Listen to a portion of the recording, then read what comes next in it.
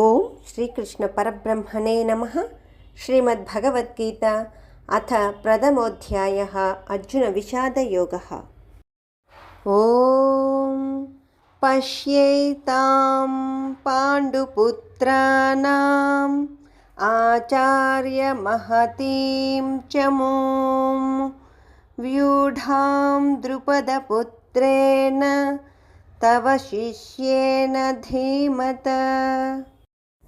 ఈ శ్లోకం యొక్క భావము: ఓ ఆచార్య, ఒక్కసారి పాండవుల వైపు ఉన్న సేనా సముద్రాన్ని చూడండి.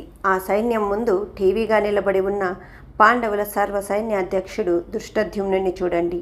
ఆయన ఎవరో కాదు, తమరి శిష్యుడే. తమరే ధృష్టద్యుమ్నుని మహాబుద్ధిమంతుడు అని పొగిడేవారు. కానీ ఆచార్య, ఆయన మీ బద్ధశత్రువు ద్రుపదుని కుమారుడు అని మర్చిపోకండి.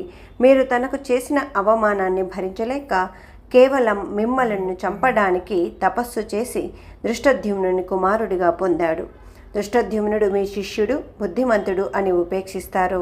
మీ బద్ధశత్రువు ద్రుపదుని కుమారుడని, మిమ్మల్ని చంపడానికి పుట్టాడని అతని పట్ల కఠినంగా వ్యవహరిస్తారో మీ ఇష్టం అనే అర్థం వచ్చేటట్లు నర్మగర్భంగా మాట్లాడాడు దుర్యోధనుడు. సర్వం శ్రీకృష్ణార్పణమస్తు.